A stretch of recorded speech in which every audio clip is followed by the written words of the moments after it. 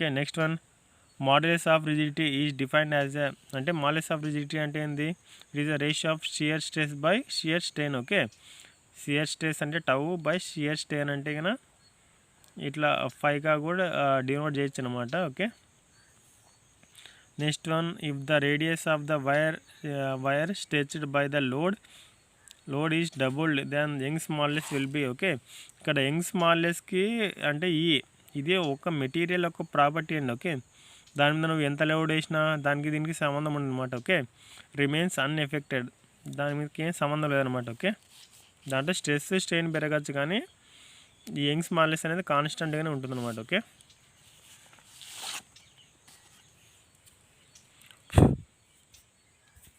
Next one the ultimate tensile strength of a mild steel. Okay, when compared to the mild steel compared to the ultimate compressive stress. Okay, the ultimate tensile stress for mild steel అంటే it is a ductile material. Okay, ఇట్లా సాగే గుణం ఉంటుంది. as compared to the ఇక్కడ ultimate tensile stress ఉంటుంది. Okay,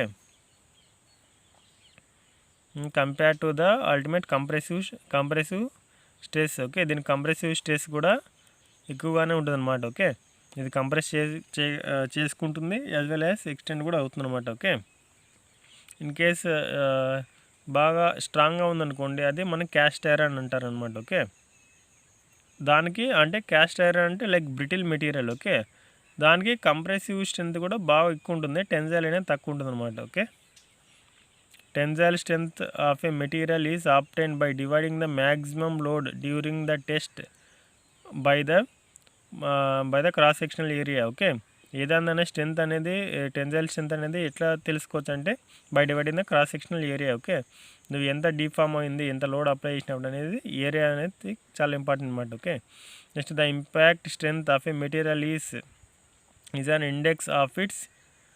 సడన్గా apply చేసినప్పుడు దాని ఇంపాక్ట్లో అంటే అబ్జర్వ్ చేసుకుందాన్ని అనుకోండి, దాన్ని మనం టఫ్నెస్ అంటారనమాట. Okay, it is one of the material property.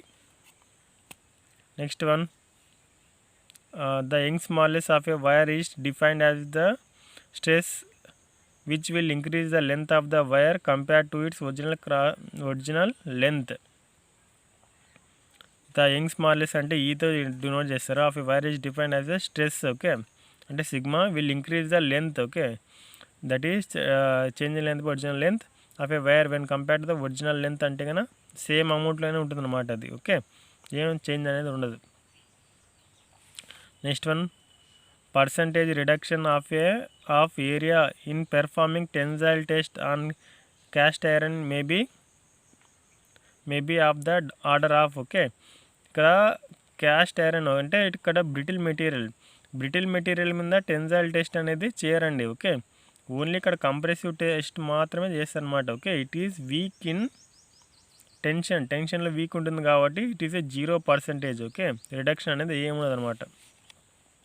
Next one the intensity of the stress which causes unit strain is known as.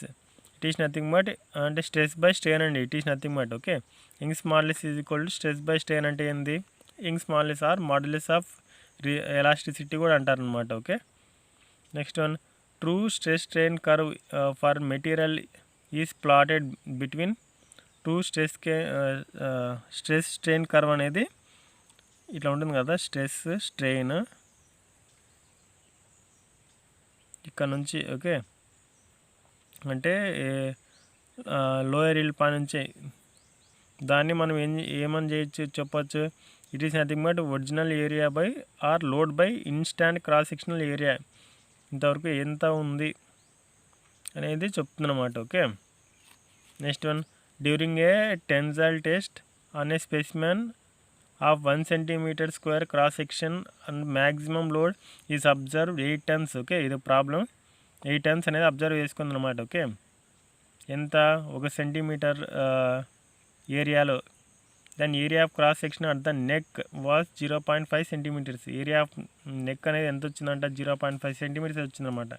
అప్పుడు అల్టిమేట్ టెన్సైల్ స్ట్రెంత్ ఎంత అంటున్నాడు. ఓకే, ఇది స్ట్రెస్ ఇది స్ట్రెయిన్. ఇక్కడ అల్టిమేట్ అంటే ఇలా ఉంటుంది కదా, ABCDEF. ఇది అప్పుడు అల్టిమేట్ ఫార్ములా ఏంది? Ultimate load per area of cross section, ultimate stress అంటే. ఓకే, అల్టిమేట్ లోడ్ వాడు ఎంత ఇచ్చినాడు? 8 tons వాడు ఇచ్చినాడు. నెక్స్ట్ ఏరియా ఎంత? 1. So it is nothing but 8 tons per centimetre square అనమాట. ఓకే, ఇక్కడ ఏం లేదండి, లోడ్ పర్ ఏరియా వస్తే కనుక మనకి ఎంత పర్టికులర్ పొజిషన్ వద్ద ఎంత స్ట్రెంత్ ఉందని తెలుసుకోవచ్చు అనమాట. Okay, next one, for steal the ultimate strength in shear as compared to it's tension is nearly half. Okay, సగం ఉంటుంది అనమాట అల్టిమేట్ స్ట్రెంత్. ఓకే, ఎంత వెన్ కంపేర్డ్ టు ద టెన్షన్లో కంపేర్ చేసుకుంటే కనుక అల్టిమేట్ స్ట్రెంత్ అనేది హాఫ్ ఉంటుంది, సగం ఉంటుంది అనమాట.